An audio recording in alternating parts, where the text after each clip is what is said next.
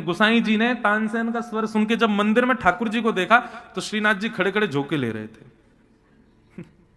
उनको नींद आ रही थी। गोसाई जी ने पर्ची लिख के भेजी, बस अब सेवा पूरी कर दो। तानसेन ने सेवा पूरी कर, कहा महाराज लोग ताली बजाते, दीपक जला देता था बिना अग्नि के, मेघ मलार बादल आके गरज जाते थे। तानसेन जब आए थे तो उनकी सेवा में नियुक्त किया गया था कुम्भन दास जी को कि भाई बहुत बड़े गवैया आ रहे हैं, उनको लाना ले जाना बैठाना भोजन पानी की सब व्यवस्था कुम्भन दास जी को दी थी। तो कुम्भन दास जी तो बड़े दीनहीन से भक्त हैं, भक्त दीनहीन नहीं होते, लेकर के आए, अपने स्वापी से ही पहुंच दें, बैठ जाओ, भोजन पवा में जल, कोई आज्ञा करे तानसेन तुरंत लेके आवे। तानसेन को लगा जी मेरा सेवक है। तानसेन ने जब अपनी गायकी पूरी करी तो श्री गोसाई जी ने उनको दक्षिणा दी। तो रेशमी कपड़े में भीतर फूटी कौड़ी रख करके और बांध करके दे दी। रेशमी कपड़ा देख करके तानसेन बोले भीतर कोई सोने के बढ़िया कोई गिन्नी विन्नी होगी, और जैसे खोल करके देखा तो फूटी कौड़ी। तानसेन थोड़ा जान के बुद्धिमान तो था ही, उसने कहा भगवान ये आपने फूटी कौड़ी देनी थी तो ये रेशमी कपड़े में लपेट के क्यों दी, ऐसी दे देते। मैं समझ गया आपका भाव कि मेरी गाय की फूटी कौड़ी के समान थी, पर रेशमी कपड़ा बाहर क्यों था? बोले क्योंकि आपकी गायकी जो है वो बाहर से आकर्षित है, ठाकुर जी को आकर्षित करने वाली नहीं है, संसार को लुभाने वाली है, इसलिए मैंने रेशमी कपड़ा दिया कि आप बाहर से आवरण गायकी का अच्छा है, भीतर से फूटी कौड़ी है, क्योंकि लाल जी सो रहे थे आपके गायन में, आपका गायन श्रेष्ठ नहीं, अब विराजो। कुंभना कुम्भन दास जी सरकार कछ सुना लाल जी को। और जैसे ही कुम्भन दास जी ने सामने सहज भाव से, तानसेन बोले जो तो मेरी सेवा में खड़ो जगावे को।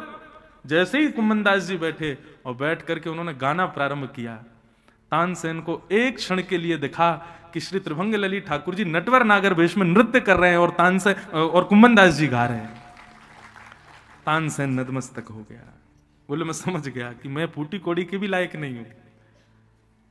आपका गुण, आपका योग्यता यदि सामान्य लोगों को रंजित करने के लिए है तो लाल जी कभी नहीं रीझेंगे उससे। आप सबकी चिंता मत करो, वो रीझें, ऐसे गुण, ऐसे व्यवहार, ऐसे स्वभाव को प्रकट करो, तब वो रीझेंगे। पूतना ने सबको आकृष्ट कर लिया, लेकिन ठाकुर जी उसकी गोद में जाती अपने नेत्र बंद कर लेते हैं। यशोदा मैया किसी कारण से बाहर चली गई, इतना विश्वास था कि सुंदर है, अच्छे वस्त्र पहने तो अच्छे घर की होगी, छोड़ गई लाला को उसके पास। पूतना ने अपना पयोधर जैसे ही भगवान के मुख में दिया, ठाकुर जी ने पहले तो उसके विष को पिया, फिर उसके रसतत्वों को पिया, उसके दुग्ध को पिया, और पीते पीते पीते ठाकुर जी ने दोनों भुजाओं से उसका पयोधर पकड़ करके प्राणी शमम रोष समन्वितो पिबत, जैसे ही प्राण पीने शुरू किए, गाढ़म कराभ्याम भगवान प्रपद्यतत, जैसे ही उसके प्राण पीने प्रारंभ किए महाराज, पूतना को घबराहट होने लगी, धीरे धीरे उसका रूप बदलने लगा, राक्षसी रूप में परिवर्तित होने लगी। अरे सामुंच मुंचाल मति प्रभाषणी, ठाकुर जी को पकड़ करके खींचने लगी, अरे बालक छोड़, अरे कन्हैया छोड़, अरे लाला छोड़। ठाकुर जी ने इतना कसकर के पकड़ा कि पूतना ने पूरा बल लगा लिया, लेकिन ठाकुर जी ने छोड़ा नहीं। जैसे ही पूतना अपने रूप में आई, तब ठाकुर जी ने नेत्र खोल करके उसको देखा, और देख करके ठाकुर जी बोले मौसी जी हम तो जाकू पकड़ लें, फिर तो ठिकाने लगा के छोड़ें, चाहे भक्त आ जाए चाहे राक्षस, पहले तो बाकू ठिकाने ही लगाएंगे। पूतना के प्राण यही सुन के निकल गए, 6 दिन का बालक बोल रहा है मुझे देख के, और पूतना का वध हो गया। बोलो पूतना मर्दन भगवान की। बंधुओं बहुत कुछ, हर लीला ठाकुर जी की कुछ सिखाती है। ठाकुर जी के सन्मुख हम कहीं पूतना बन के तो नहीं जाते। हजारों लोग राधा रमन जी को देखते हैं, लाखों लोग बिहारी जी को देखते हैं, ये बड़ी बात नहीं है। अखबार में कल का अखबार उठा के देखिएगा, कल रिकॉर्ड टूट जाएंगे 50 साल की, इतनी भीड़ आएगी वृंदावन। लाखों लोग बिहारी जी का दर्शन करने आ रहे हैं, पर कभी अखबार में हेडलाइन आई कि इन लाखों में उसको बिहारी जी देख रहे थे। लाखों लोग बिहारी जी को देखते हैं, लेकिन बिहारी जी किसको देखते हैं? लाखों में ठाकुर जी की दृष्टि किस पर पड़ रही है, यह विचार करना। ये भागवत आदि सब इसीलिए हैं भैया कि ठाकुर जी की दृष्टि हम पर पड़े। हम यदि पूतना बनकर के गए, ये हमारा दुर्भाग्य होगा कि ठाकुर जी हमको देखेंगे नहीं। और बुरा नहीं मानिएगा, आजकल ज्यादातर लोग प्रदर्शन के लिए आते हैं वृंदावन, वे सब पूतना ही हैं, ठाकुर जी देखते नहीं है उनको। वृंदावन पूतना भी आई थी, वृंदावन मीराबाई भी आई थी, पर पूतना ठाकुर जी को देख रही थी और पूतना को सब देख रहे थे, पर मीराबाई को कोई नहीं देख रहा था। मीराबाई को ठाकुर जी देख रहे थे, मीराबाई को लाल जी देख रहे थे। हमको वैसा भक्त बन के जाना कि लाल जी हमको देखें, लाल जी की दृष्टि हम पर पड़े। पूतना की तरह रूप का आवरण बना के मत जाओ, सब रीझें ऐसा वेश धारण मत करो। दूसरा, पूतना की जो दूसरी गलती थी वो क्या थी? ठीक है, तुम रूप सुंदर बना के आई, श्रृंगार करके आई, सब अच्छी अपनी जगह बात है, पर पूतना की दूसरी गलती ये थी, आई तू ब्रज में, ठीक है, आके ठाकुर जी से मिलकर चली जाती, तैने आकर के सबका भजन छुड़ा दिया, और जो सब ठाकुर जी के भजन में लगे थे, ठाकुर जी के उत्सव में, सबको अपनी ओर आकृष्ट कर लिया। इसलिए ठाकुर जी को और गुस्सा आया। मतलब कोई वैष्णव यदि ठाकुर जी का स्मरण करता है और आप यदि विक्षेप डालते हो, उसके भजन छुड़वाते हो, उसकी भक्ति छुड़वाते हो, तो आप ही पूतना हो, ठाकुर जी आपको स्वीकार नहीं करेंगे। इसलिए भैया मैं कथाओं में कहता हूं, ठाकुर जी की सेवा में अपराध बन जाए, ठाकुर जी क्षमा कर देंगे, लेकिन किसी वैष्णव भक्त का अपराध कभी मत करना, ठाकुर जी कभी क्षमा नहीं करेंगे, ठाकुर जी कभी क्षमा नहीं करेंगे। इसलिए कोई भजनानंदी है, कोई वैष्णव है, कोई नाम जापक है, कोई कथा श्रवण में रुचि रखता है, रस में रज में डूबा रहता है, उसको डूबने दो, उसमें विक्षेप मत डालो, नहीं तो ठाकुर जी के आप अप्रिय बन जाओगे। और इससे बड़ा दुर्भाग्य कोई नहीं होगा जीवन का कि ठाकुर जी के हम अप्रिय बन जाएं। पूतना ने भगवान को विष पिलाने का प्रयास किया, लेकिन ठाकुर जी ने उसके प्राणों का हरण कर लिया। सब ब्रजवासी दौड़े दौड़े गए, विशाल पूतना पड़ी थी महाराज, नसैनी लगा करके ऊपर चढ़ के ठाकुर जी को उतार के लाए। नन्हे से गोपाल जी, यशोदा मैया तो घबरा गई, बोले मेरे लाला कुछ वह तो ना गए हो।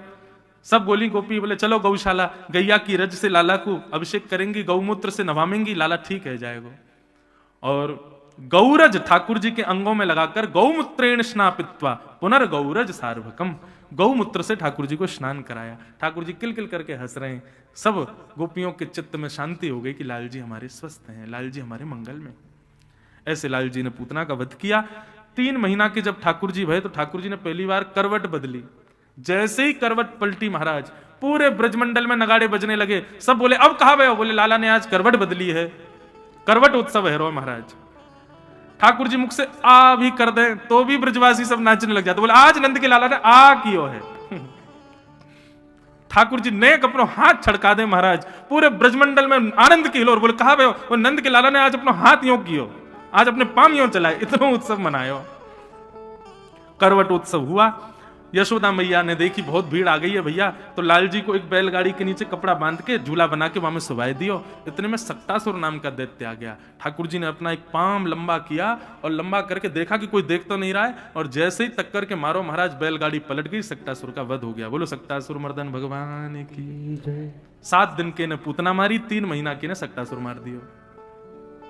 ब्रजवासी फिर दौड़े, अरे भैया इतनी बड़ी बैलगाड़ी कैसे पलट गई? लाल जी को जाकर के हृदय से लगाया। यशोदा मैया बोली ये बैलगाड़ी कैसे पलटी? छोटे छोटे बालक बोले मैया हम बताएं कैसे पलटी। बोले बताओ। वो मैया 13,900 लाला है ना नीलमणि। बोले हाँ। जाने अपनो गदमदरासो पाम, गदमदरा समझते हैं? कई बालक होते हैं उनके ना ऐसे गाल लटके रहते हैं मोटे मोटे, और उनकी ऐसे भुजाएं भी, छोटे छोटे बालक 2-4 महीना के ऐसे होते हैं गदमदरा से, वो ऐसे भी नहीं लेट पाते, यूं ही लेटते हैं चित्त। ऐसे हैं हमारे लाल जी गदमदरा से। जे महाराज मोटे मोटे पाम, जे मोटे मोटे हाथ, ठाकुर जी के गाल लटक रहे हैं नीचे, जे बड़ो सो पेट, ऐसे प्यारे लाल जी हैं। बोले मैया ये तुम्हारा लाला है ना, जाने अपनो गदमदरा सो पाम इतनो लंबो कियो, इतनो लंबो कियो, और ऐसे करके यूं करके मारी, सोई बैलगाड़ी पलट गई मैया। यशोदा मैया बोली जहां पे आइयो, जैसे गए सो एक तक के मारो। झूठ बोले हैं? नेक सो मेरो लाला, या में नेक बल ना है, एक हाथ से उठ जाए, यूं कह रहा यानी इतना बड़ा पाम करके बैलगाड़ी उड़ाई दी। बोले मैया तेरी सौगंध खा के कह रहा हूं, मैंने अपनी आंखन से देखो। मैया बोली दोबारा एक और दियो। शुकाचार्य जी कहते हैं परीक्षित, अप्रेमयम बलम तस्य बालकस्य न ते विदु। छोटे छोटे बालक तो सच बोल रहे हैं परीक्षित, लेकिन यशोदा मैया का प्रेम ये स्वीकार नहीं करता है। आज यशोदा मैया ने लाला को नीचे जमीन पर छोड़ा, सोई लाला घुटमुन बैठ गए। जैसे ही नेक नेक चलन लगे, सोई मैया दौड़ के गई, तिजोरी में से 2 रुंझुन पायल लेकर के आई और लाला के पाम पकड़ करके, नहीं वही लाला के पाम पकड़ करके दोनों पायल धरा दें।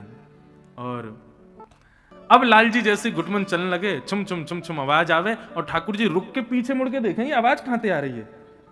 और यशोदा मैया इतनी प्रसन्न रही है, सब गोपीन को बुला रही है, देख लाला की एक अद्भुत लीला, स्वयं चले, स्वयं के नूपुरन की आवाज आवे और स्वयं ही ढूंढे, नूपुर की आवाज कहां से आ रही है।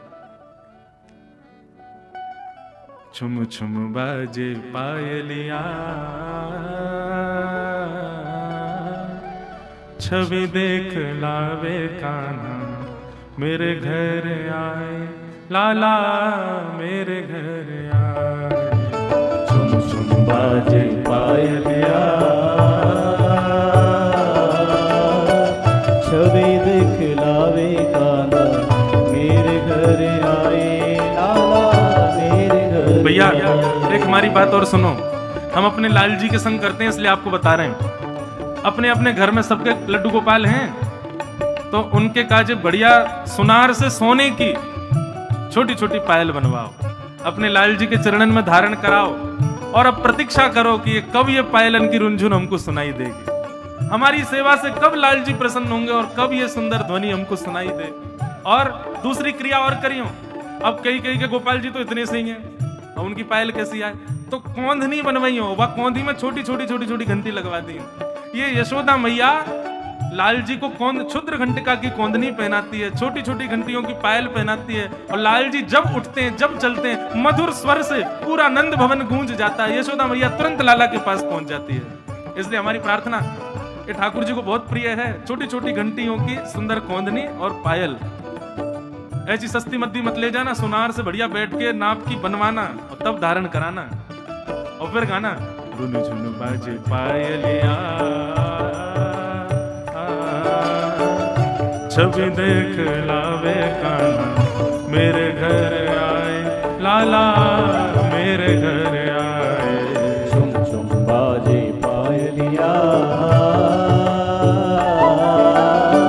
छवि देख लावे कान्हा, मेरे घर आए लाला, मेरे घर आए। ओ कान्हा मेरे घर आए, ओ कान्हा मेरे घर आए। रैन अंधेरी चंद्र स्वरूपी आ गए, आ गए, रैन अंधेरी चंद्र स्वरूपी आ गए, आ गए। रैन अंधेरी चंद्र स्वरूपी आ गए, आ गए। रैन अंधेरी चंद्र स्वरूपी आ गए, आ गए। ओ मात यशोदा और सखियन को भागे, भागे, मात यशोदा और सखियन को भागे, भागे। कांध काली कामरिया, मुखमल कावे कान्हा, मेरे घर आए लाला, मेरे घर आए। शम शम बाजे पायलिया,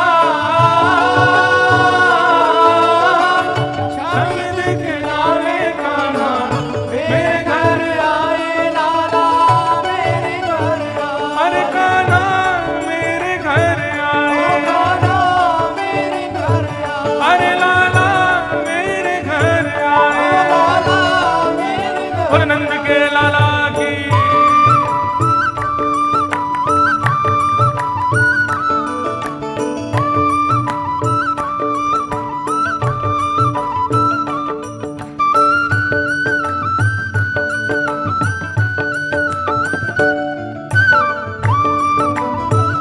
श्री राधारमण लाल की।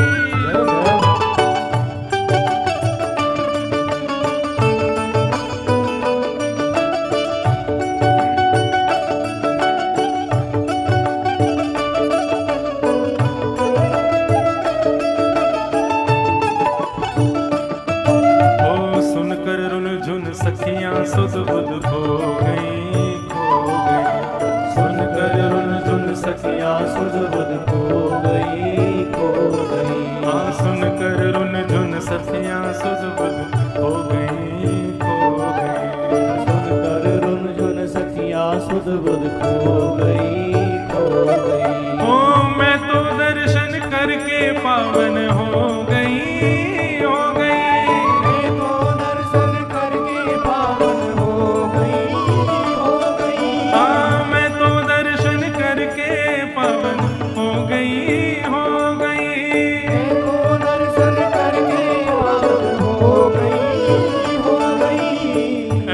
प्यारे सांवरिया, मुखमल कावे कान्हा मेरे घर आए, लाला मेरे घर आए। छम बाजे पायलिया, छवि दिखलावे कान्हा मेरे घर आए, लाला मेरे घर आए। चुम चुम बाजे पायलिया, छवि दिखलावे कान्हा मेरे घर आए, लाला मेरे घर आए। छम बाजे पायलिया, छवि दिखलावे कान्हा मेरे घर आए, लाला मेरे घर आए। हे गोविंद मेरो है, गोपाल मेरो है। गाओ भाव से। गोपाल मेरो है, राधा रमण बिहारी नंदलाल मेरो है। रमण बिहारी नंदलाल मेरो है। हे गोविंद मेरो है, गोपाल मेरो है। गोविंद मेरो है, गोपाल मेरो है। गोविंद मेरो है, गोपाल मेरो है। गोविंद मेरो है, गोपाल मेरो है। प्यारों की रेवरधारी नंदलाल मेरो है। वरदानी नंदलाल मेरो है। प्यारों की रेवरधारी नंदलाल मेरो है।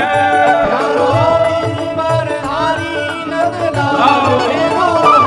हे गोविंद मेरो है, गोपाल मेरो है। गोविंद मेरो है, गोपाल मेरो है। हे गोविंद मेरो है, गोपाल मेरो है। गोविंद मेरो है, गोपाल मेरो है। हे गोविंद मेरो है, गोपाल मेरो है। गोविंद मेरो है, गोपाल। बोलो बाल कृष्ण लाल की जय। यशोदा मैया लाला को नूपुर पहनावे, लाला अपने ही नूपुर के स्वर सुन के आनंदित हो जाए। एक कथा लीला ऐसी भी आती है कि ठाकुर जी जब 1 वर्ष के भये तो यशोदा मैया ने सुनार के पास जाकर के ठाकुर जी की बढ़िया छोटी छोटी घंटी इनकी कोंधनी बनवाई और लाल जी को क्षुद्र घंटिका की कोंधनी पहनाई जन्माष्टमी पर, प्रथम जन्माष्टमी।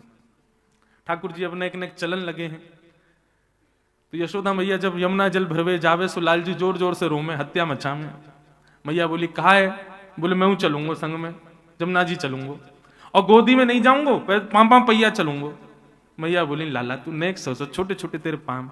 लेकिन माने नहीं है, यशोदा मैया को पल्लू पकड़ के पीछे पीछे ठाकुर जी चले। और जब ठाकुर जी नंद भवन से निकलते हैं सब गोपियां खिड़कियां खोल करके सब खिड़की पर बैठ जाती हैं। नन्हे से गोपाल जी घुंघराले केश ऐसी बहनी गूंथ करके एक मोर पीछ लगा करके छोटे छोटे चरण छोटे छोटे हाथ यशोदा मैया को पल्लू पकड़ करके पीछे पीछे जामे। एक दिन एक गोपी ने सुंदर बढ़िया माखन निकारो और माखन निकाल के हाथ में लियो और जैसे ही यशोदा मैया जाने लगी पीछे पीछे लाल जी जाने लगे, सोई ऐसे खिड़की से माखन को हाथ बाहर कर दियो। ठाकुर जी की दूर से ही दृष्टि पड़ गई वहां पे। अब जैसी यशोदा मैया ने काय के निकली, लाल जी अपनी उंगली दबा रहे होटल में। गोपी ने इशारा किया आजा खवाऊंगी। सोई ठाकुर जी तो पल्लू वल्लू छोड़ के वह गोपी के पास चले गए।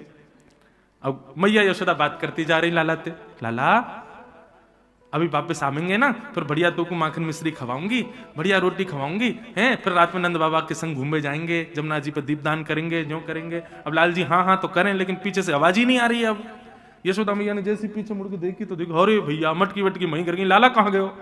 अब तो ढूंढे यहाँ वहां सब जगह ढूंढो, लाला नहीं मिलो। रोती भाई यशोदा मैया तो घर घर जावे, अरे मेरो लाला खोए गयो, मेरो लाला खोए गयो। इतनी में एक गोपी अपनी गोद में लिए मुंह पे माखन लग रहा, लाल जी के लेके बाहर आई। यशोदा मैया दौड़ के गई, अरे निगोरी तेरे पास कैसे आएगो? बोले मैया मैंने माखन निकारो सो आपके लाला माखन के प्रलोभन में मेरे पास आए गए। यशोदा मैया ने विचार करी गोपी बड़ी चतुर है, ऐसी मेरे लाला को लुभा लुभा के अपने पास बुला ले, कल से कुछ करना पड़ेगा। तो मैया ने बड़ा विचार क्यों कहा करूं। तब मैया ने ऐसी कोंधनी बनवाई, वह कोंधनी में छोटी छोटी घंटी लगी हैं। अब ठाकुर जी जब मटक मटक के चलते हैं तो वो घंटियां बजती हैं, टम टम टम बजती हुई चलती हैं। तो यशोदा मैया को पता हो रहे लाला जा रहा हो। जैसे ही कोई गोपी माखन दिखा के लाला को बुलावे और ठाकुर जी वाह दिशा में दौड़े, मैया को आवाज आए, मैया के हे लाला कहाँ जा रहा, इतको यहाँ पे, सोई पकड़ के फिर लेके चलते हैं। तो क्षुद्र घंटिका की कोंदनी पहना करके यशोदा मैया रखती है। प्रथम जन्मोत्सव पर ठाकुर जी को क्षुद्र घंटिका की कोंदनी पहनाई। जैसे ही मैया ने छोटी छोटी घंटी की कोंदनी पहनाई, लाल जी चले सो वो आवाज आवे। अब लाल जी को बड़ा आनंद आवे। वहां में मधुमंगल श्रीदामा के पास धीमे धीमे ठाकुर जी अचक के गए और अचक के गए, उनको हाथ पकड़ के सोई अपनी कमर हिलाने लगे, सोई घंटी बजने लगी। लाला, अरे लाला जी कहाँ बज रहे? बोले मैया ने दी है मुंह को, आज मेरा जन्मदिन है ना। हमारे ब्रज के एक सागरिया बाबा वो कहें कि भैया यदि अपने लाल जी को क्षुद्र घंटिका की कोंदनी पहना दोगे तो लाल जी तुमको कभी छोड़ के नहीं जाएंगे, वो सदा तुम्हारे पास रहेंगे। क्यों? बोले कभी जाओगे, कभी जावे को उनको मन भी आयो तो तुमको आवाज आ जाएगी ना, यार डर से ठाकुर जी कहीं जाएंगे ही नहीं। या हमारे भैया ऐसे सुंदर मधुर छोटे छोटे भाव हैं हमारे ब्रज के। क्षुद्र घंटिका, ठाकुर जी 1 वर्ष के है गए, अभी तक नामकरण संस्कार नाय भयो लाला को। यशोदा मैया नंद बाबा से बोली, लाला 1 वर्ष को है गयो, अभी तक नामकरण नाय भयो। नंद बाबा बोले कहा बताऊं, सांडिल मुनि आई ना रहे, कुल पुरोहित हमारे। तभी पता चला नंद बाबा को कि ब्रज में गर्गाचार्य जी आए। गर्गाचार्य जी ज्योतिष, जिन्होंने ज्योतिष के प्रणेता, गर्गाचार्य जी का नाम सुनते ही नंद बाबा बोले कई बार ऐसा होता है कि कुल पुरोहित अनुपस्थित हो तो कोई और विद्वान यदि क्रिया कर दे तो कोई उसमें संशय नहीं। गर्गाचार्य जी से जाकर के प्रार्थना करी, आप हमारे लाला को नामकरण करो। और श्री गर्गाचार्य जी आए। जैसे ही घर में आए, ठाकुर जी टेढ़ी नजरन से गर्गाचार्य जी को देखने लगे। गर्गाचार्य जी भी लाल जी को देखें, बड़ो प्यारो लाला है भैया आपको। ठाकुर जी ने एक लीला के माध्यम से गर्गाचार्य जी को अपना वास्तविक रूप दिखाया।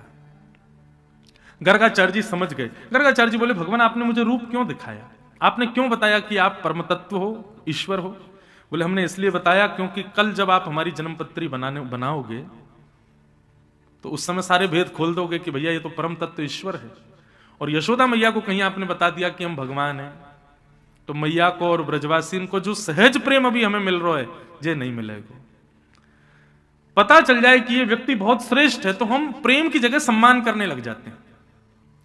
सहज व्यक्ति रहे, उसकी पदवी ना पता हो तो सहज प्रेम होता है, लेकिन पता चल जाए कि श्रेष्ठ है तो सम्मान होता है, प्रेम कम हो जाता है। ठाकुर जी बोले इन ब्रजवासी को प्रेम में कम ना करना चाहूं, या हमारे आपको पहले ही बता रहा हूं मैं भगवान हूं, इन सबन को बताइयो मत। नहीं तो यशोदा मैया कहीं मंदिर में दियावेगी, मुंह को पुजारी दिखेगी दिन रात पूजा करो भगवान है भैया जे, तो मुंह को मंदिर में ना रहना, मैं तो मैया के पास ही रहूंगा। प्रेम का स्वरूप क्या है बंधु? सावधानी से सब लोग इधर देखो, यहां देखो, यहां देखो, सावधानी से सुनो। प्रेम का स्वरूप क्या है? जब प्रेम जीवन में आता है ना तो आप अपने प्रभुत्व को छुपाते हो, आप अपने प्रभुत्व को प्रकट नहीं करते। प्रभुत्व मतलब अपने गुणों को, अपनी श्रेष्ठताओं को, अपनी योग्यताओं को आप जितना ज्यादा हो सकता है छुपाने का प्रयास करते हो।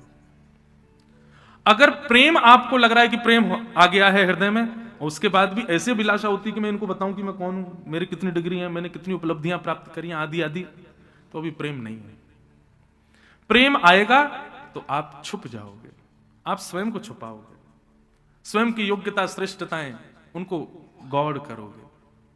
कई बार क्या होता है, विद्वान व्यक्ति अपना रूप ही ऐसा बना लेता है कि देखने मात्र से पता चल जाता है कि ये विद्वान है। ऐसा नहीं, श्रेष्ठ प्रेमी व्यक्ति अपनी योग्यताओं को छुपाता है, किसी को पता ही नहीं चलता कि ये बहुत योग्य था। ये प्रेमी का लक्षण। आज तक, जबकि पूरे विश्व में अब तो प्रचार है, लेकिन जब ठाकुर जी पधारे थे तब तो प्रचार भी नहीं था, तब भी ब्रजवासी नहीं मानते थे कि ये भगवान है, और आज भी ब्रजवासी नहीं मानते कि ठाकुर जी भगवान है, क्योंकि हमारा लाला है। बरसाने में कभी ब्रजवासी से पूछो तो ब्रजवासियों नहीं कहते कि हम राधा रानी का दर्शन करने जा रहे हैं। ब्रजवासियों के मुख से स्पष्ट राधा रानी शब्द आपको नहीं सुनाई देगा। ब्रजवासी क्या बोलेंगे? श्री जी को दर्शन करवे जा रहे हैं, लाडली जी को दर्शन करवे जा रहे हैं, बांके बिहारी को दर्शन करवे जा रहे हैं, ऐसा नहीं, लाला को दर्शन करवे जा रहे हैं। लाला और लाडली, ये भाव प्रेम ही प्रकट करवाता है जहां प्रभुत्व नहीं होता।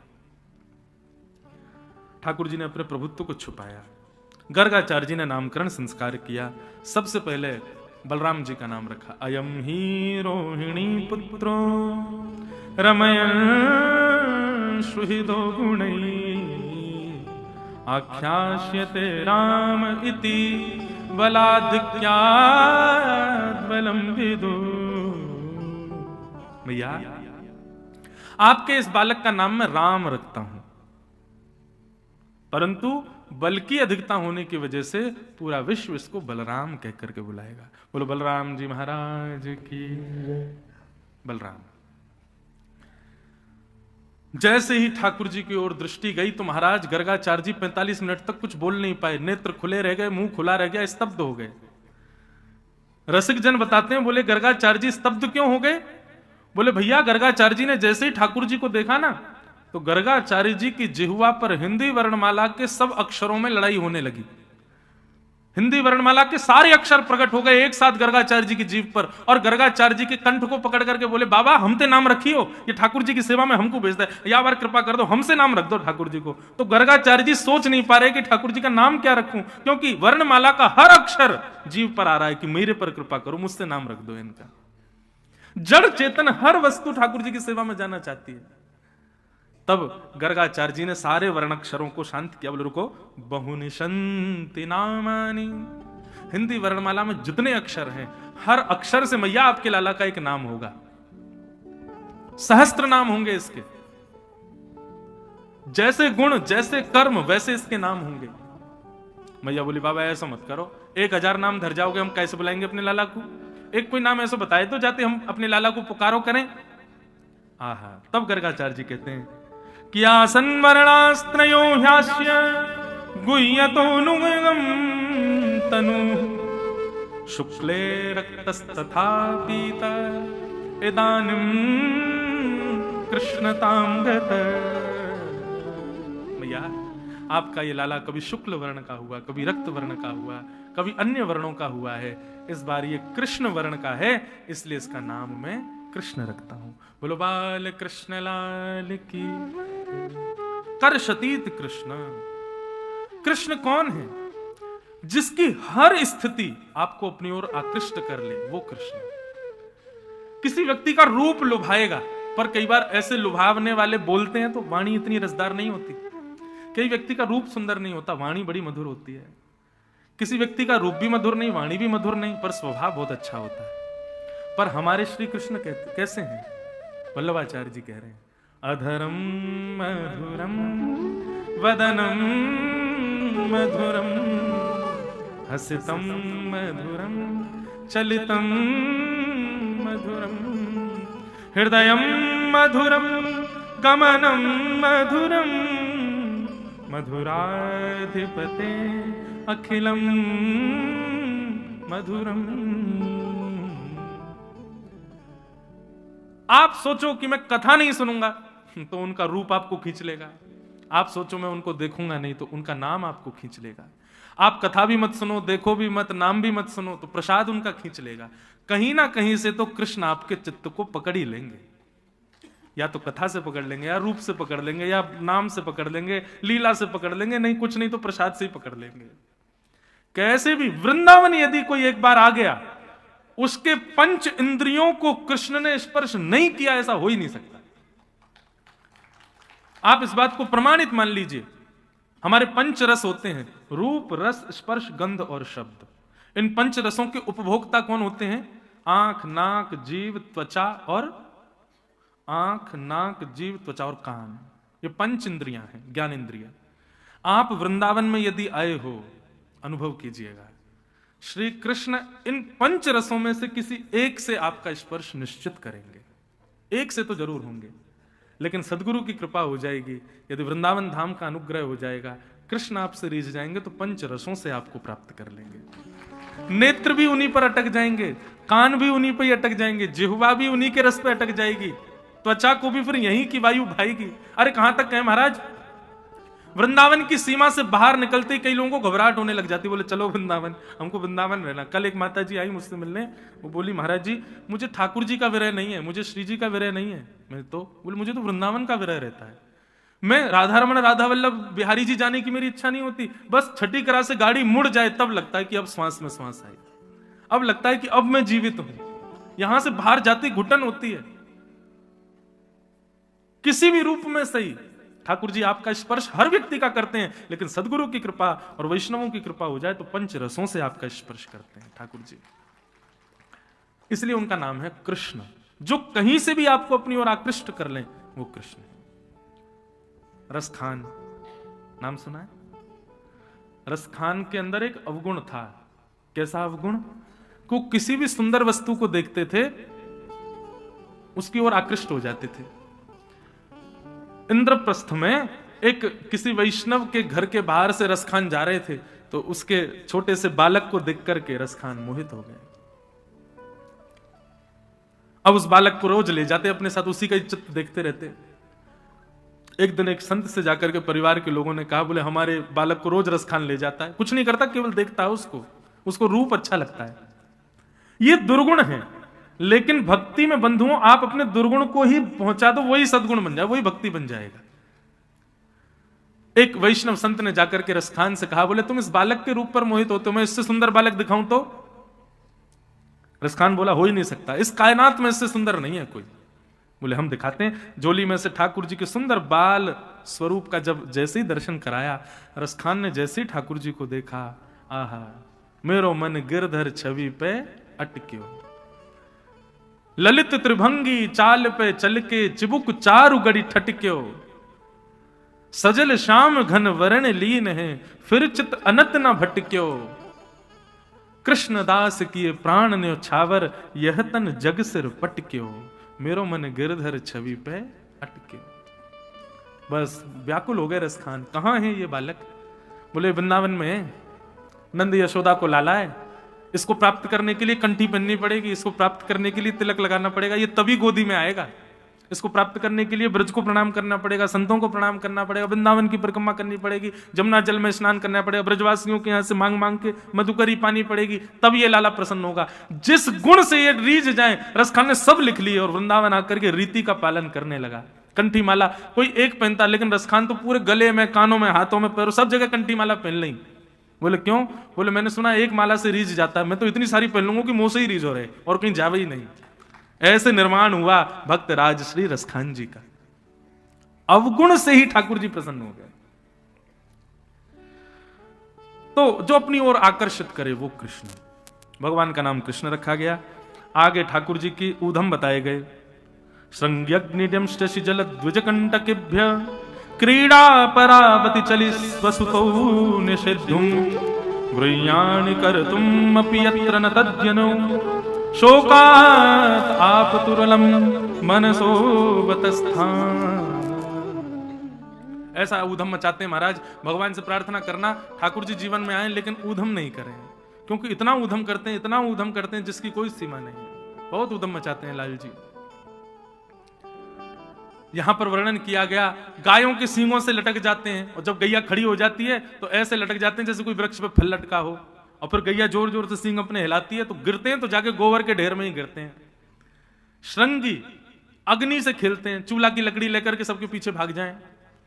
अग्नि, श्रृंगी, अग्नि, जल, जल में कूद जाते हैं और फिर ऐसा नाटक करते हैं कि मैं तो डूब रहा हूं, अरे मुझको बचाओ, कोई बचाओ। जैसे कोई बचाने आता तो उसको भी खींच के डुबा देते हैं।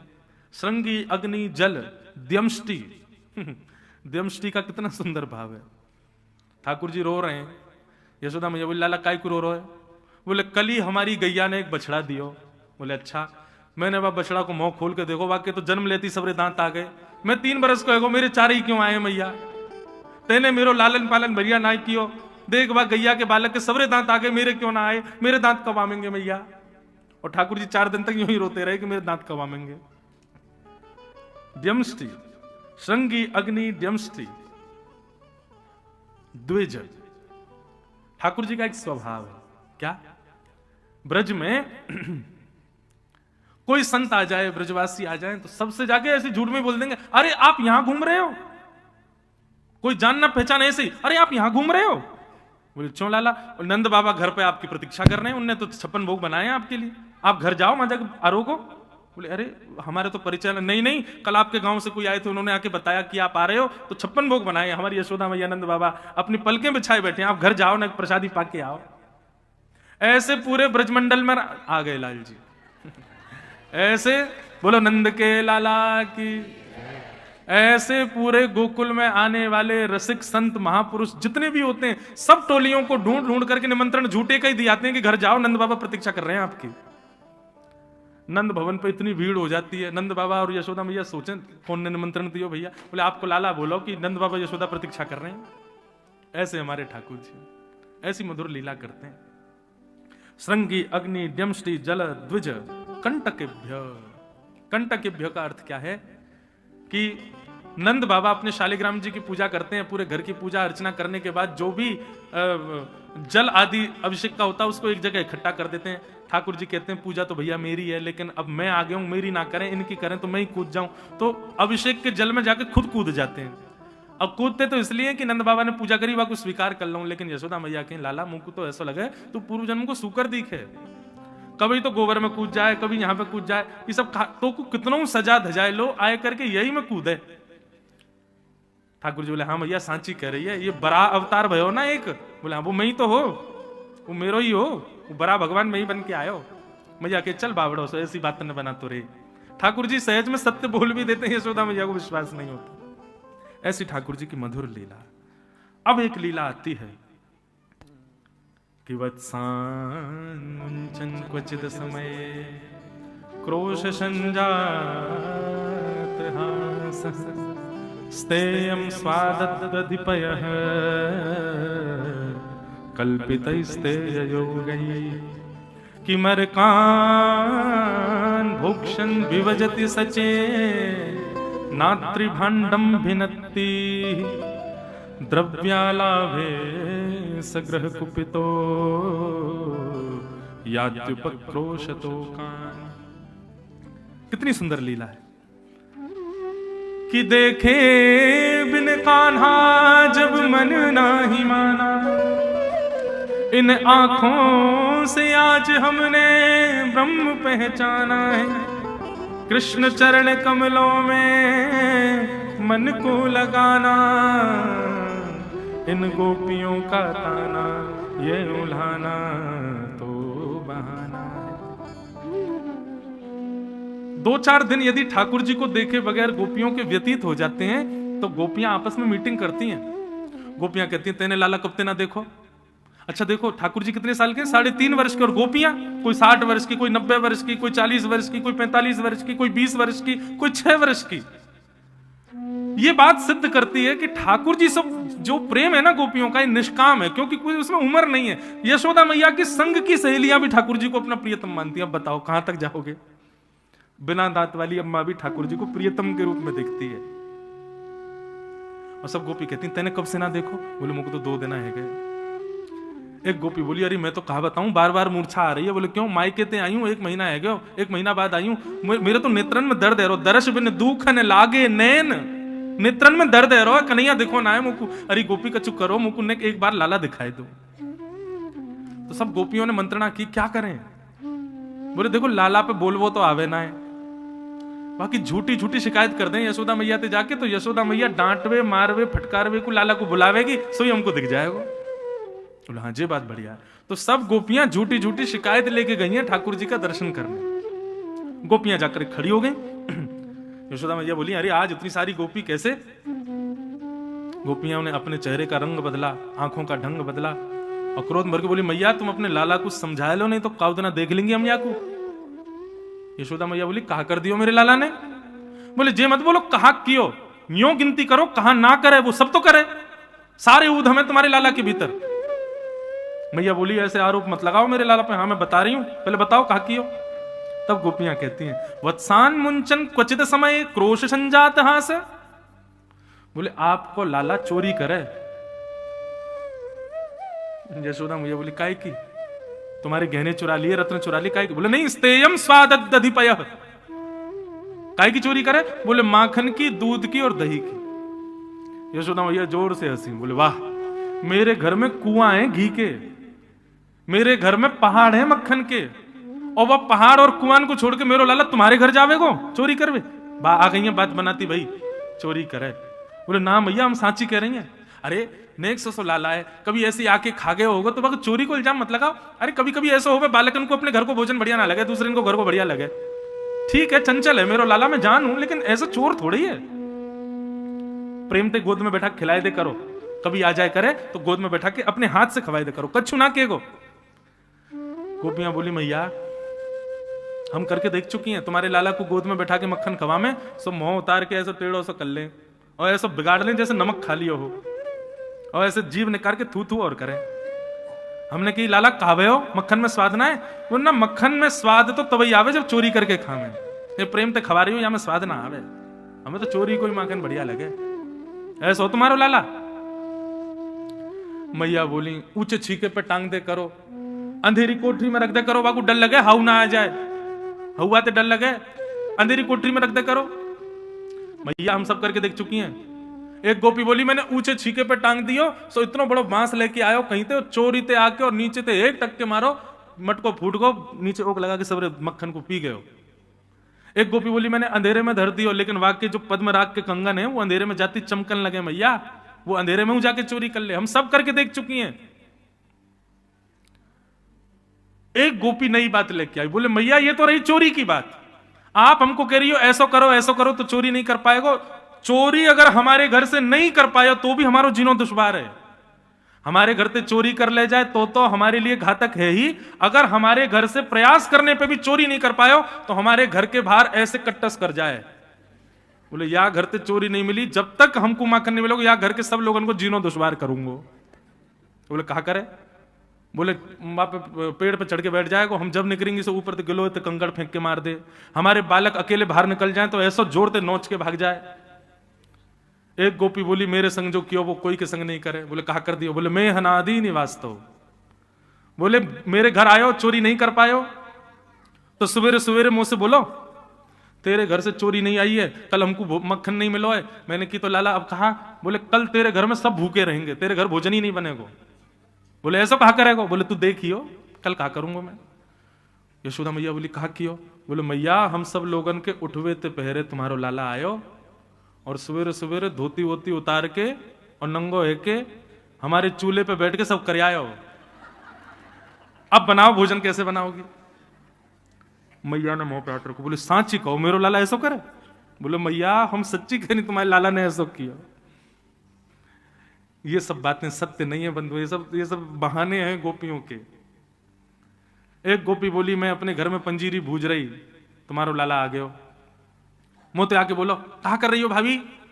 मैंने की लाला आज तेरे भैया को जन्मदिन है, सत्यनारायण की पूजा है, तो उनके काजे पंजीरी भूज रही हूं, भोग लगेगा पंजीरी को। तो मोते बोलो भाभी सांची कहूं तो मैं ही सत्यनारायण हूं, ये सब नकली सत्यनारायण है, तुम्हारे घर में बैठे कहां है? तू मेरी पूजा करा दे, मेरे आगे पंजीरी धर दे, भोग लगा दे और पाले। अब मैं तो नेक हंस गई, मुस्कुराई गई, मैंने कहा लाला मजाक मत करे कर, और नेक ऐसे धर दियो वाके कान के नीचे। तो मोते बोलो तेने असली सत्यनारायण को अपमान किया, तू को भोगना पड़ेगा।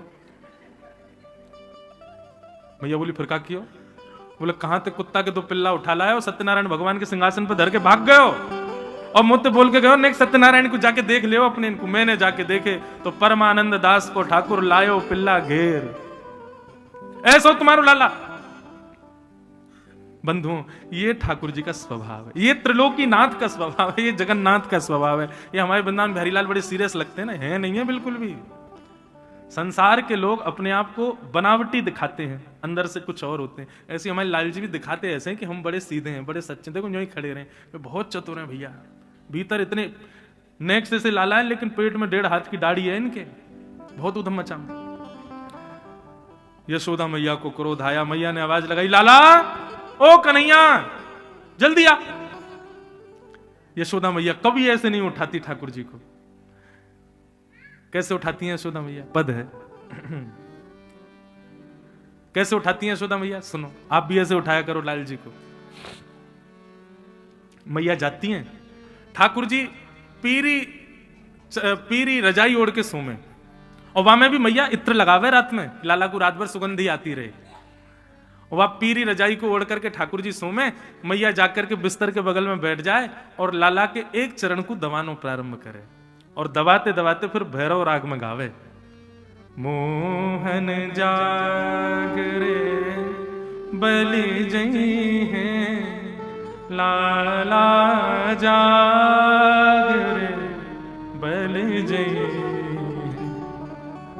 लाला चल वो रह गई, उठ जा चल।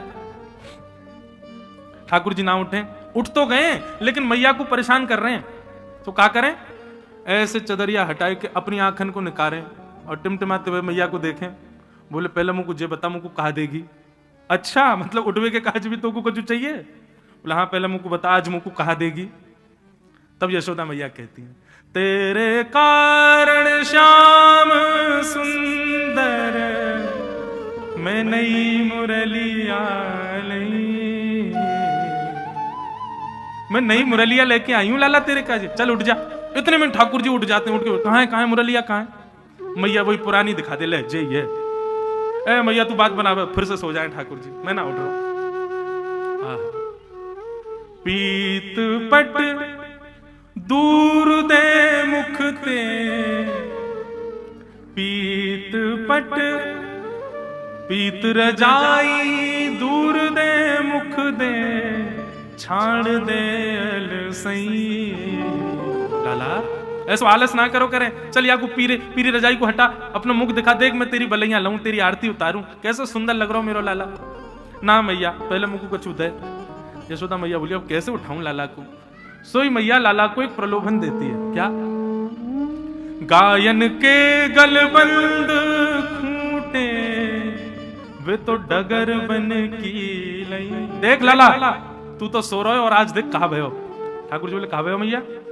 बोले जिन गैयान को तू चरावे ले जावे ना, उनको आज बलराम लेके जा रहा है वन में, और सबरी गैयान को लेके जा रहा। इतने में ठाकुर जी ने महाराज रजाई दूर फेंकी, उठ के बैठ गए। बोले बलराम को मैं अभी बताऊं। सोई अपनी बंसी ढूंढने लगे, कारी कमरी पहनने लगे। इतने में मैया ने लाल जी के मुख से दूध लगाए दियो, और दूध मुख से लगते ही ठाकुर जी की मंगला हो गई।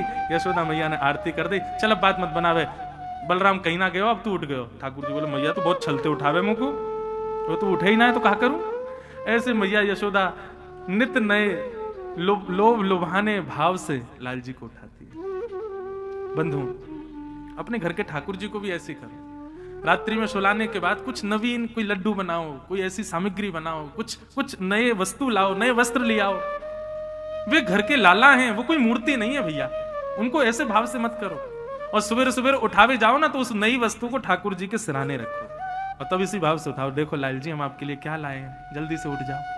और फिर इस भाव को कह के ठाकुर जी को उठाओ, और फिर उठाते ही ठाकुर जी की मंगला आरती करो। आरती करने के बाद ठाकुर जी को दूध भोग लगाओ, उठते पट दूध पियो।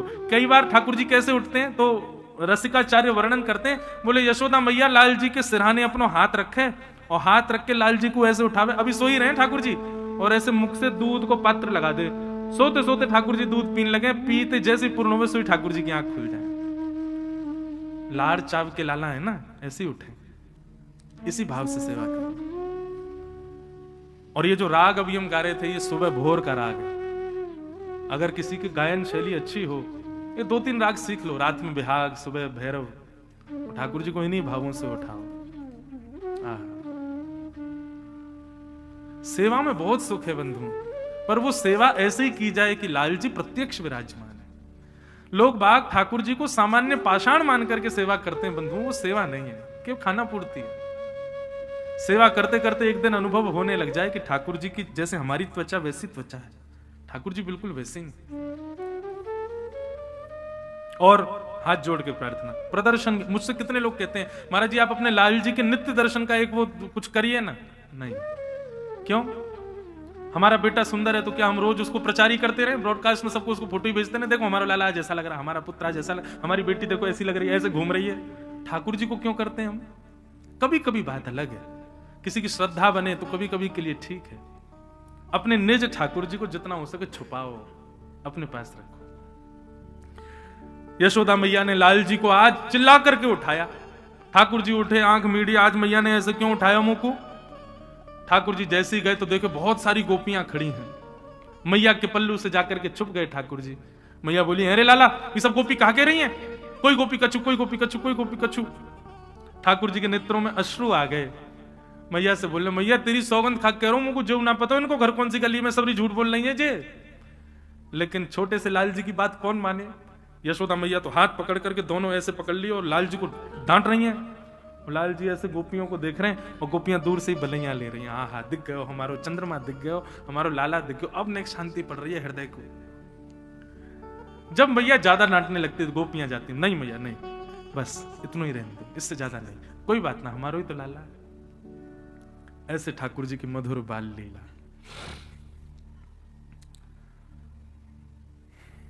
अब हम शीघ्र आगे चलें। भगवान के आगे दामोदर लीला आती है।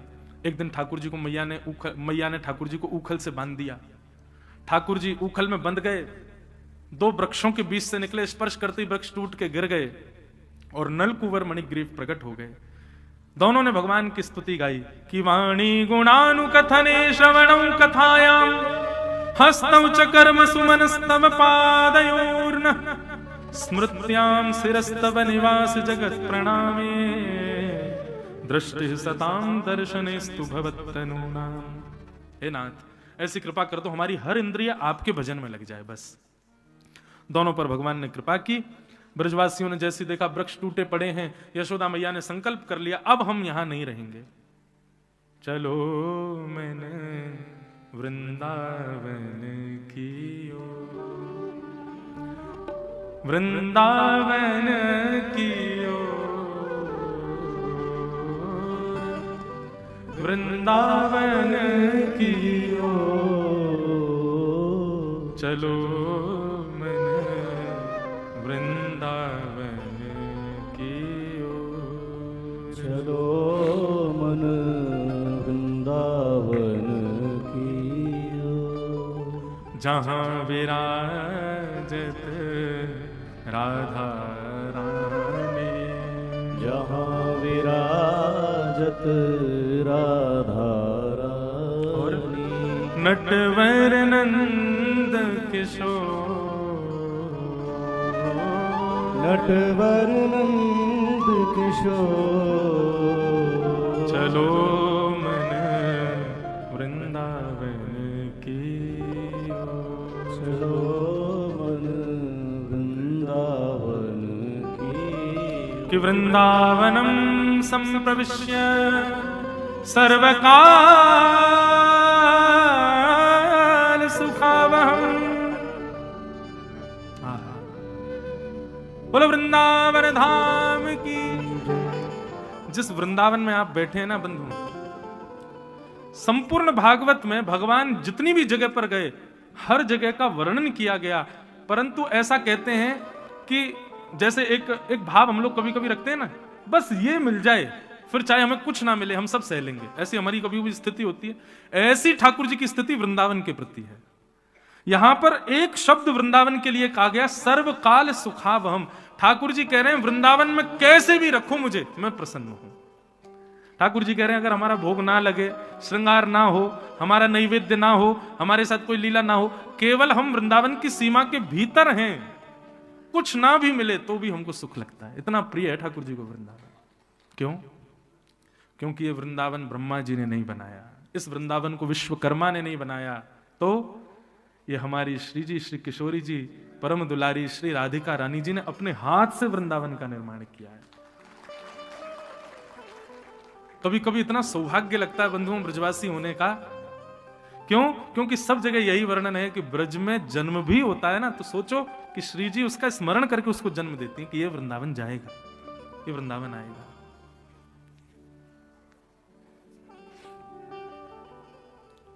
प्रार्थना करना बंधु, हमें वैकुंठ ना मिले, हे बिहारी जी कृपा कर देना, इस जन्म तो मन में वृंदावन रहे, अगले जन्म में तन भी वृंदावन में रहे, यही जन्म हो जाए हमारा,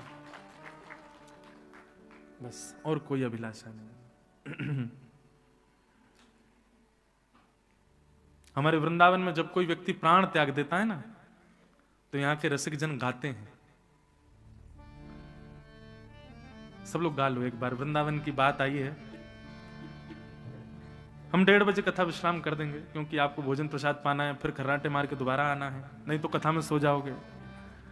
हम तो अभी खाली पेट आए हैं, अब जाके इतना ही कहेंगे कि दोबारा कथा करने आ सकें। बड़ी तपस्या भैया, व्यास होना कोई सामान्य बात नहीं।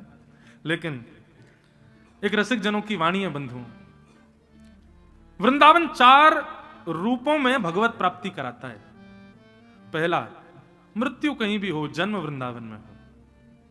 दूसरा, जन्म कहीं भी हो, मृत्यु वृंदावन में हो।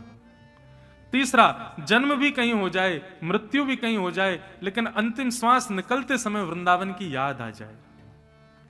और चौथा और सर्वश्रेष्ठ, मृत्यु भी कहीं हुई, जन्म भी कहीं हुआ और अंतिम समय में वृंदावन याद भी नहीं आया, लेकिन चिता में अग्नि लगने से पहले शव यात्रा में कोई ब्रजवासी आ गया, तो भी मुक्त हो जाओगे, तो भी श्यामा श्याम की प्राप्ति हो जाएगी।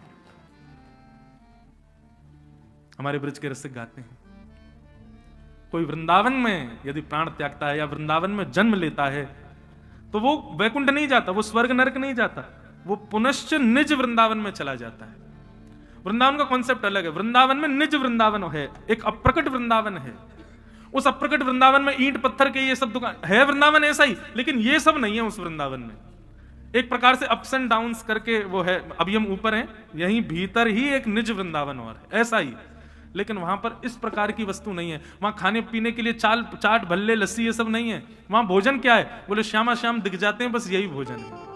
वहां पानी क्या है? बोले किशोरी जी का दर्शन हो जाए, यही जल है, इसी से ही क्षुधा निवृत्त हो जाते हैं। रसिक जन टोली की टोली लेकर के इधर उधर श्यामा श्याम का कीर्तन करते हुए घूमते रहते हैं और बड़ी बड़ी अटारियों से आचार्य गण आवाज लगाते हैं, अरे भैया सुनो, जल्दी सब सेवा कुंज आ जाओ, श्यामा श्याम यहीं विचरण कर रहे हैं। सब टोली दौड़ करके जाती है, कुंजों में छुप करके बैठ जाते हैं और वहां कुंज से श्यामा श्याम का दर्शन करते हैं और उसी से ही मन को आनंदित कर देते हैं। उस निज वृंदावन में मीराबाई भी हैं, उस निज वृंदावन में सूरदास भी हैं, निज वृंदावन में कुम्भन दास भी हैं, निज वृंदावन में कबीर दास भी हैं, निज वृंदावन में वो सारे रसिक हैं जिन्होंने वृंदावन को गाया है। श्री हृदयवंश महाप्रभु, श्री गोपाल भट्ट गोस्वामी, श्री स्वामी रसिक निपृति, स्वामी श्री हरदास जी महाराज, श्री बिहारिन देव जी, श्री हरिराम व्यास जी, ये सब उस निज वृंदावन में हैं। जब श्यामा श्याम दिख जाएं तो उनका दर्शन, और जब वो ना दिखें तो इन रसिक जनों के चरणों में बैठ के उनकी वाणी का श्रवण। ये है निज वृंदावन।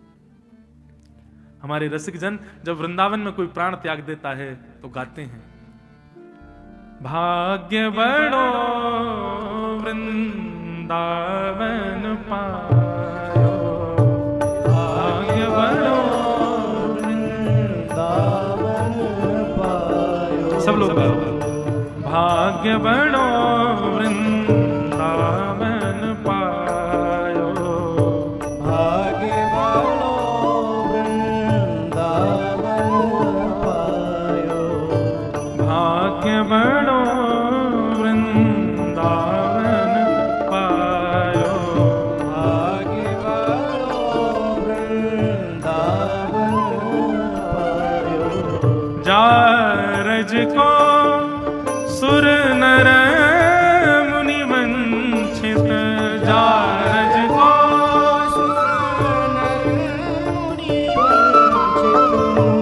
विधि शंकर सिर नायो, ओ विधि शंकर सिर नायो,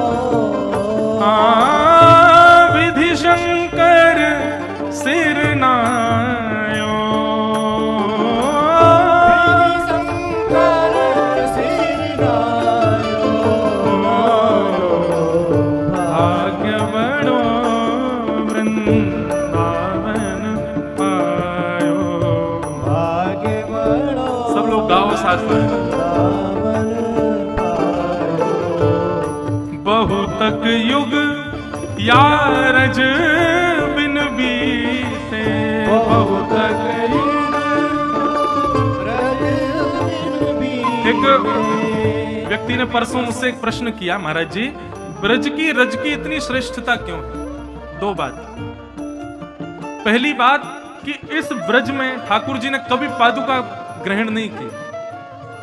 आप सर्दियों में मोजे पहन के घूम रहे हो, जूता चप्पल पहन के घूम रहे हो, लेकिन इसी ब्रज में कभी कितनी भी सर्दी पड़ी हो, लेकिन हमारे श्याम सुंदर सदैव अनावृत चरणों से ब्रज में घूमते थे बिना पादुका के। तो जिस परब्रह्म के चरण को पाने के लिए लक्ष्मी भी तरसती है, उस परब्रह्म के चरणों का अनावृत स्पर्श इस ब्रज को प्राप्त हुआ है।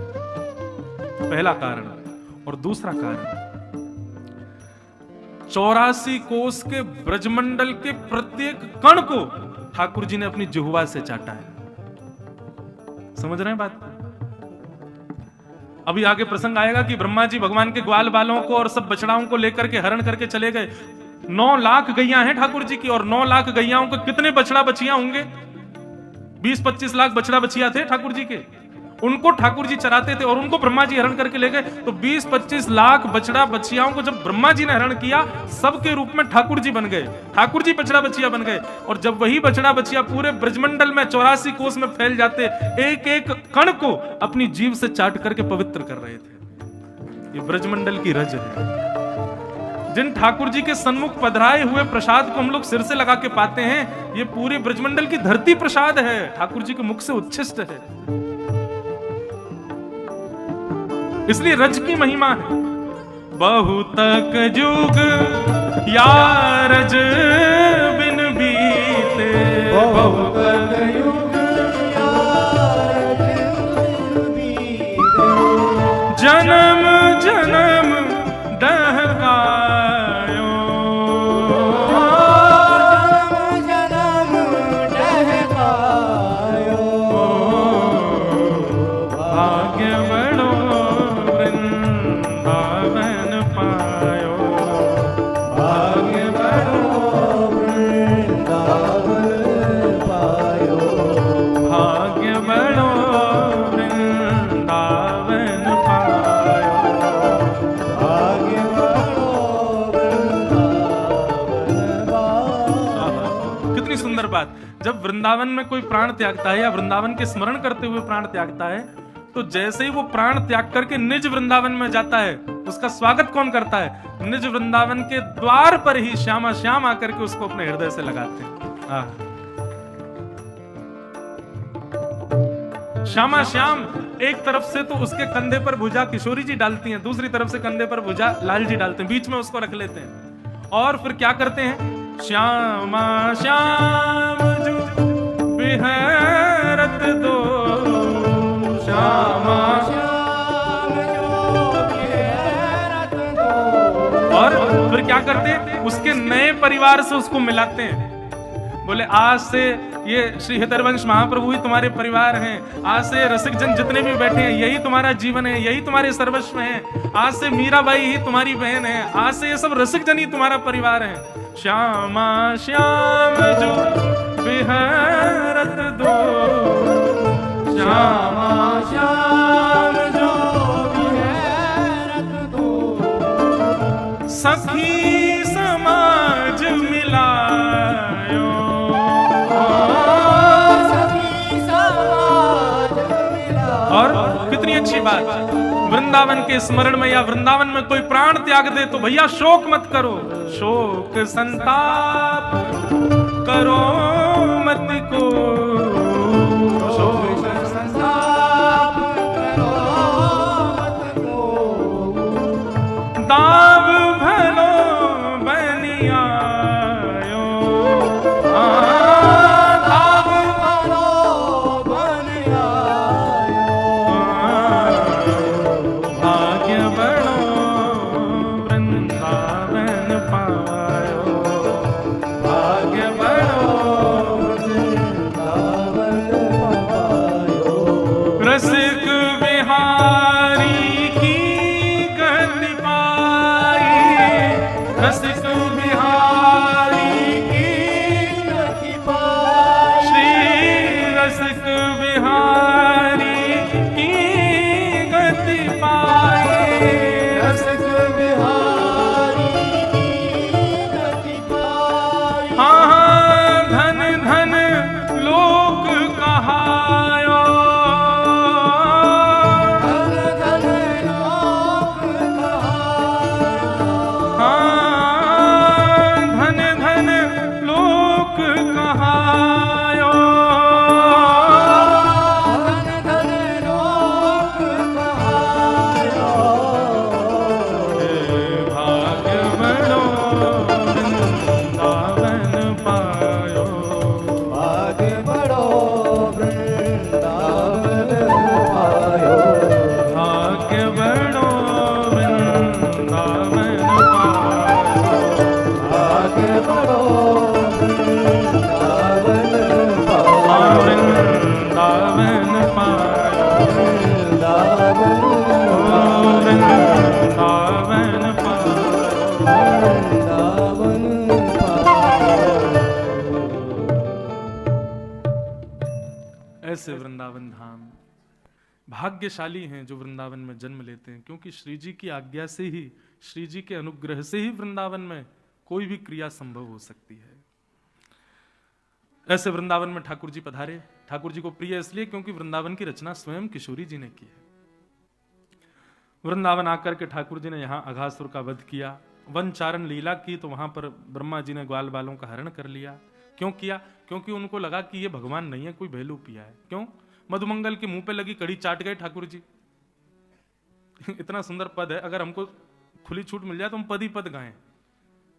एक पद है, आप कहोगे महाराज जी बस पूरी करो कथा, लेकिन एक पद है, अब पद नहीं पूरा नहीं गाऊंगा। आज दधी मीठो मदन गोपाल। आज ठाकुर जी सब ग्वाल बालों के संग में वन में दही को भोग लगा रहे हैं। जो नहीं पायो सुनो मेरे भैया। सब ग्वाल बाल आ गए महाराज, ऊपर से पत्ता तोड़ तोड़ के दोना लेके ठाकुर जी के आगे आगे। ठाकुर जी अपने हाथ से दही बांट रहे हैं सबन को। ऐसो दही हम कबहू ना चाखे, सुन गोकुल के नाथ। आज आप अपने हाथ से बांट रहे हो तो कुछ अलग ही स्वाद आ रहा है दही में। सब ने दही ले लियो महाराज, लेकिन लंबी लाइन खड़ी ग्वाल बालन की, सब रो दही बट गयो, बचो ही नहीं। 4-5 ग्वाल बाल रह गए, तो जिनको मिल गए वो हंसी उड़ाने लगे, बोले ले ले, अब ना मिलोगे तो हम लोग खा गए सब रे दही। ठाकुर जी बोले भैया कोई उदास नहीं होना चाहिए, 4-5 ग्वाला उदास है, बोले हम क्या करें, हमें तो मिलो ही ना है। सो आहा कितनी सुंदर लीला। जो नहीं पायो सुनो मेरे भैया, मेरी हथेली चाट लो। एक उंगली तू चाट ले, एक अंगूठा तू चाट ले, और हथेली तू चाट ले। ये हाथ में पूरा मक्खन लगा, तुम लोग चाट ले। एक मुंह को छोड़ दियो, बाकी मैं चाट लूंगा। अब सब ग्वाल बाल ठाकुर जी की उंगली उंगली चाट रहे हैं अपनी जीभ निकाल के। ब्रह्मा जी आकाश से देखो, बोले राम राम राम राम, जी भगवान है, ये यज्ञ भोक्ता भगवान, इनको हम पवित्र वस्तु देते हैं, सब चीज इतनी सुंदर निवेदित इनके चरणों में अर्पित करते हैं, और ये यहां पर ये लीला कर रहे हैं। ये भेलू पिया है, ये भगवान नहीं है। और भगवान के ग्वाल बालों का हरण कर लिया। ठाकुर जी ने ग्वाल बालों का रूप धारण करके 1 वर्ष तक लीला की, और 1 वर्ष के पश्चात ब्रह्मा जी देखने के लिए आए कि देखूं भेलू पिया कृष्ण की हालत क्या हुई। तो जो ग्वाल बाल ब्रह्मलोक में थे वही नीचे घूम रहे थे। ब्रह्मा जी के सर घूम गया, बोले कि दूसरी एज इट इज सृष्टि बनाने की क्षमता तो केवल श्री कृष्ण में और किसी में नहीं है। मैंने गलती कर दी है, भेलू पिया नहीं है, साक्षात भगवान है। क्षमा मांगने के लिए भगवान के चरणों में जाने का मन बना रहे थे। बोले पहले असली ग्वाल बालों को ले आऊं, चरणों में निवेदित करके क्षमा मांगूंगा। ब्रह्मा जी ब्रह्मलोक जा रहे थे, तो भगवान पहले ही ब्रह्मलोक पहुंच गए और ब्रह्मा जी बनकर के पहुंच गए, और द्वारपालों से कहा कि हमारे जैसे दिखने वाला कोई और आवे तो मार पीट के भगा देना। असली ब्रह्मा पहुंचे। ब्रह्मा जी ने जैसे प्रवेश किया, द्वारपालों ने बिना पूछताछ के डंडे बरसाने शुरू किए। भाग यहां से, भेलू पिया कहां से आ गया। ब्रह्मा जी बोले ए तुमको पता नहीं मैं ब्रह्मा हूं, सृष्टि करता, पूरी सृष्टि बनाता हूं।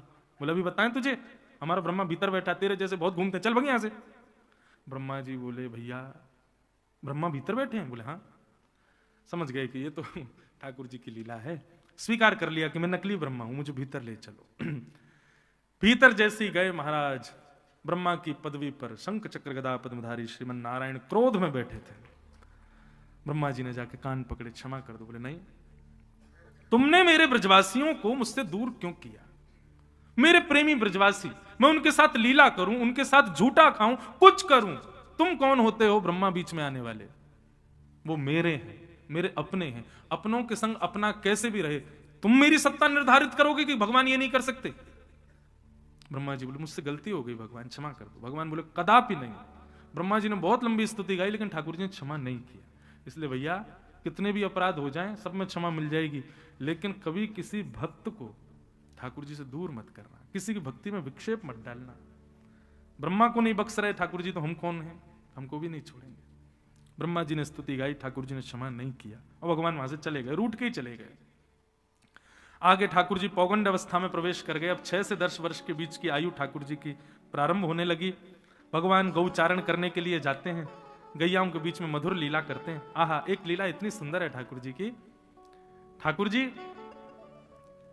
गैया चराने जाते हैं।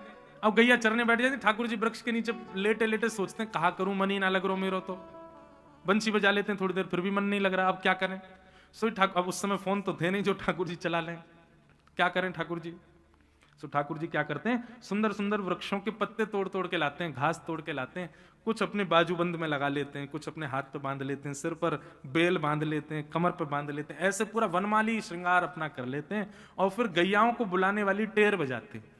सब गैया पूंछ उठा उठा करके ठाकुर जी की ओर देखती हैं, तो ठाकुर जी अपने तन पर घास घूस सब लपटे खड़े हैं, मानो ठाकुर जी कह रहे हैं कहीं और मत चरो, आज एक काम करो, अपनी जुबा से मेरे तन पे लगी या घास को ही तुम चर लो। सब गैया दौड़ करके ठाकुर जी के पास जाती हैं। अब ठाकुर जी के अंग प्रत्यंगों में लगे हुए पत्ते घास आदि उन सबको जैसी जीभ से चाटती हैं, सो ठाकुर जी को गुदगुदी होती है। ठाकुर जी कभी यहाँ भगते हैं, कभी वहां भगते हैं, गैया सब उनके पीछे पीछे भागती हैं। कोई ठाकुर जी के तलवे चाट रही है, कोई ठाकुर जी के अंग चाट रही है, कोई ठाकुर जी को मुख चाट रही है, और ठाकुर जी किलकिल करके हंस रहे हैं, भाग रहे हैं, अपना मन लगा रहे हैं, खुश हो रहे हैं। ऐसी मधुर लीला भागवत में वर्णन ठाकुर जी की। बहुत सुख देते हैं ठाकुर जी ने। सबसे ज्यादा सुख किसको दिया? गौ माता को। और आज सबसे ज्यादा दुखी है गौ माता, क्योंकि हमारे सहारे है ठाकुर जी, हमारे भरोसे छोड़ गए उनको। हम इतने निकृष्ट हैं कि सबसे ज्यादा पीड़ा गैया को दे रहे हैं। ब्रज में एक रसिया गाया जाता है, ठाकुर जी कहते हैं मुझे सबसे प्यारा क्या है? बोले गैया लगे अति प्यारी जग पालन हारी, गैया लगे। मुख बहुत प्यारी लगे गैया, क्यों? वो जग की